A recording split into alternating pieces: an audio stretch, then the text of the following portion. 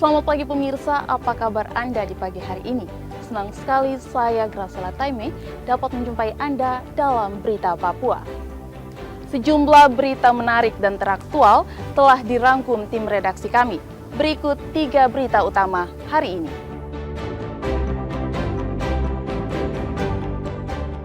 Diduga mabuk, sopir dan 5 penumpang minibus terprosok ke drainase.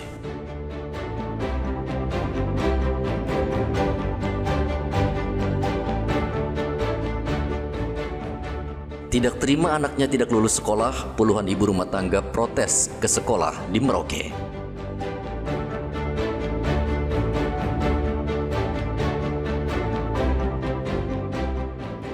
Cuaca buruk, harga cabai di Merauke makin mahal.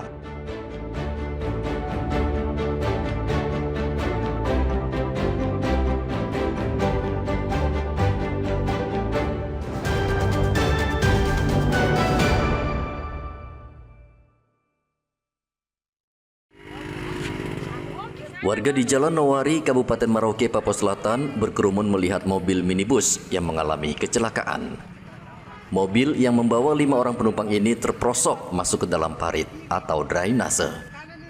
Menurut keterangan saksi ke polisi, mobil melaju dari Pantai Lampu 1 menuju kota. Namun tiba-tiba mobil oleng dan berputar lalu menabrak jembatan lalu terjun ke dalam parit. Sopir minibus diduga mabuk minuman keras sehingga tidak bisa mengendalikan kendaraan. Tersebut masuk di dalam parit atau besar ya. Untuk pengemudi saat ini masih melarikan diri ya. Berdasarkan keterangan saksi-saksi dan penumpang yang ada bahwa mereka berlima, termasuk pengemudi dari arah Putih menuju ke Kota Nowari ya.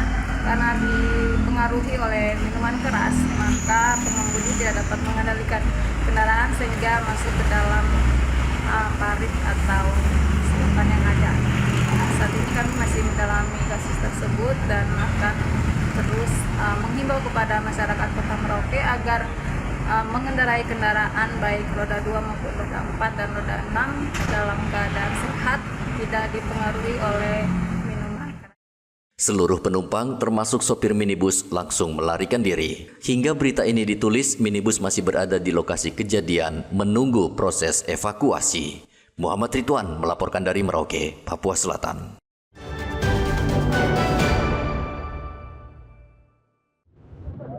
Kecelakaan lalu lintas tabrak lari terjadi di Timika, Papua Tengah. Seorang pengendara motor mengalami luka-luka ketika sebuah mobil dengan kecepatan tinggi menabraknya di putaran kapsul SP3. Saksi mengatakan saat itu pengendara sedang memutar kendaraannya, namun tiba-tiba datang sebuah mobil dari arah kota Timika menuju SP3, lalu menabrak korban dari arah belakang. Pengemudi mobil langsung tancap pedal gas melarikan diri, meninggalkan korban dalam keadaan luka-luka di tengah jalan. Satuan lalu lintas Polres Mimika datang ke lokasi dan langsung membawa korban ke rumah sakit. Pada saat itu mau memutar balik di kapsul. Ya, di kapsul situ, terus ada kendaraan roda 4 yang punya jalur prioritas menabrak motor tersebut, sehingga pengendara dan penumpangnya jatuh dan luka lecet pada wajah dengan bibir pecah, hanya luka ringan dan dibawakan ke rumah sakit oleh masyarakat yang ada di situ. Nah, sampai saat ini untuk kendaraan roda 4 itu masih kami lidik. Unit Laka Lantas Polres Mimika tengah mengidentifikasi pengemudi mobil yang melarikan diri bersama kendaraannya. Polisi juga mengimbau warga yang menyaksikan tabrak lari ini untuk melapor kejadian dan menyerahkan rekaman kamera pengintai atau CCTV kepada polisi. Dari Mimika, Papua Tengah, Igobat Momolin melaporkan.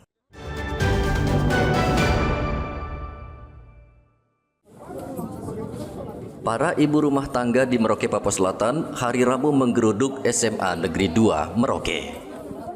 Mereka memprotes pihak sekolah karena anak mereka tidak bisa mendaftar di SMA Negeri 2, padahal tempat tinggal tidak jauh dari lokasi sekolah. SMA Negeri 2 terletak di Jalan Nowari Merauke dan para orang tua murid ini tinggal tidak jauh dari lokasi sekolah. Menurut mereka, berdasarkan zona atau jalur domisili, anak mereka prioritas bisa bersekolah di SMA Negeri 2. Tidak diterima. Sementara kan kita awal pendaftaran kan ikut donasi. Tinggal di mana memang? Kampus 1. Ikut zonasi ya? Iya, zonasi. Terus zonasinya itu di sini, tapi kan sekarang kita tidak diterima. Terus sekarang mereka beralasan itu cuma sekolah negeri saja yang pakai zonasi, sementara yang swasta tidak. Jadi apa betul cuma negeri saja? Apa tidak ini? Kalau mereka sampaikan dari awal kan kita tidak perlu dari tadi kan ini tunggu sampai lama-lama di sini. Yang menyampaikan bahwa swasta itu tanpa zonasi siapa itu dari ini mereka kan tadi baru bilang. Di depan kelurahan rumahku di asrama pelayaran lama. Kelurahan Karanggindah ini ya? Ya, di asrama pelayaran lama. Ibu sudah menanyakan ke pihak sekolah? Sudah, dan mereka bilang penuh, sudah tidak menerima siswa lagi. Sudah dari kemarin setelah lihat nama di sini tidak ada, kita langsung ke SMA 1, langsung ke SMA 3, tetap tidak ada. Mereka sudah tutup juga. Menurut Humas SMA Negeri 2 Merauke, saat penerimaan siswa, tercatat lebih dari 170 siswa mendaftar, sehingga sekolah terpaksa membatasi jumlah siswa. Jumlah yang mendaftar adalah 547. Nah, yang diterima ada 352 dan yang ditolak ada 194 siswa yang mendaftar. Nah, proses penerimaan peserta didik baru ini dilaksanakan berdasarkan peraturan dari pemerintah, dari Dinas Pendidikan dengan mengikuti 4 kriteria. Kriteria yang pertama adalah jalur domisili yang jumlahnya 35%, jalur afirmasi yang jumlahnya 30%, jalur prestasi jumlahnya 30%, dan jalur mutasi 5%. Para orang tua calon siswa di daerah ini masih menunggu kepastian dari pihak sekolah apakah mereka bisa mendaftarkan anak mereka di SMA Negeri 2 Merauke. Dalam SPMB 2025, domisili menjadi salah satu jalur utama penerimaan siswa baru untuk mereka yang tinggal tidak jauh dari lokasi sekolah atau masih dalam zonasi. Muhammad Ridwan melaporkan dari Merauke, Papua Selatan.